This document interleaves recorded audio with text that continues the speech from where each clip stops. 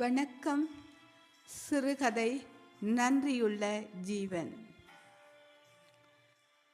ஒரு சாதாரண தெருநாய் வெயிலோ மழையோ பாராமல் எப்போதும் வைத்தியசாலையின் வாயிலருகே ஒரே இடத்தில் நின்று மருத்துவமனையின் 3வது மாடியிலுள்ள 7ஆம் வார்டின் ஒரே ஜன்னலை பார்த்து கொண்டு கண்ணீர் சிந்த தினமும் நிற்கும்.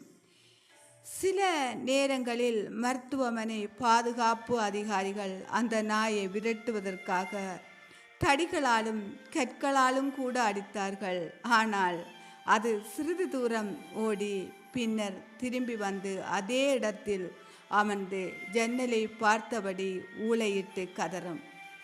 இதை பார்த்தவர்கள் அதற்கு பைத்தியம் பிடித்துவிட்டு என்றே நினைத்தார்கள். இந்த விடயத்தை தொடர்ந்து கவனித்து வந்த அந்த வார்டில் பணிபுரியும் ஒரு செவிலியர் பெண்மணி அந்த நாய் எப்போதும் பார்த்து கொண்டிருந்த ஜன்னலோர படுக்கையில் 3 மாதங்களுக்கு முன்பிருந்த நோயாளி யார் என்பதை கண்டறிய பழைய மருத்துவ பதிவேடுகளை புரட்டினாள். அந்த புத்தகங்களில் உள்ள விவரங்களை பார்த்த அடுத்த நொடியே அந்த செவிலியர் பெண்மணி அலறினாள். அவள் கண்களிலிருந்து கண்ணீர் கொட்டத் தொடங்கியது. அவள் மூச்சு திணறினாய் வாட்டில் அழுந்தாள். மாதக்கணக்கில் அந்த மிருகம் பார்த்து கொண்டிருந்த அந்த ஜன்னல் ஓர படுக்கையில் இருந்த அந்த மனிதன் யார்? அவரது நெஞ்சை வெடிக்கச் செய்த அந்த இரத்தத்து கண்ணீருக்கு என்ன ரகசியம்?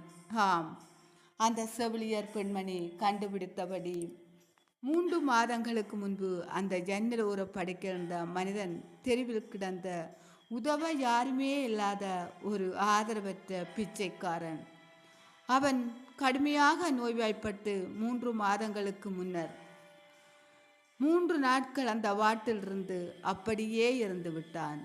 அவனது உடலை ஏற்றுக்கொள்ள உறவினர்கள் கூட யாருமே இல்லை. அவன் இந்த உலகத்துக்கு ஒரு பிச்சைக்காரனாக இருந்தாலும் வாசலில் 3 மாதங்களாக காத்திருந்த அந்த நாய்க்கு அவனே முழு உலகமாக இருந்திருக்கின்றான். அந்த அப்பாவி பிச்சைக்காரன் தெருவில் தனக்கு கிடைத்த உணவில் பாதியை எப்போதும் இந்த நாய்க்கு கொடுத்து வந்திருக்கின்றான். உடல்நிலை சரியில்லாமல் போனவனை ஆம்புலன்ஸ் ஏற்றி மருத்துவமனைக்கு கொண்டு செல்லப்பட்ட போது இந்த நாய் அந்த ஆம்புலன்ஸை பின்தொடர்ந்து வந்துள்ளது. ஜன்னலுக்கு வெளியே எட்டி பார்த்து தன் எசமானை கண்ட அந்த நாய் தனக்கு உணவளித்த ஒரே நபர் வெளியே வருவதற்காக 3 மாதங்களாக காத்திருக்கின்றது. அவர் இறந்து விட்டார் என்பது அந்த விலங்குக்கு தெரியாது. இந்த கதையை கேட்ட செவிலியர் மாடியிலிருந்து கீழே ஓடி வந்து அந்த நாயை இறுக்கமாக அணைத்து கொண்டு தெருவில் அழுகின்றார். பிரதிபலன் எதையாவது எதிர்பார்த்து நாம் மக்களுக்கு உதவுகின்றோம். ஆம், எவ்வளவு செய்தாலும் சிலர் ஒரே நாளில் அத்தனையும் மறந்து விடுகின்றார்கள். ஆனால் நீங்கள் ஒரு விலங்குக்கு ஒரு பிடி சோறு கொடுத்து அது சாகும் வரை நன்றி மறப்பதில்லை.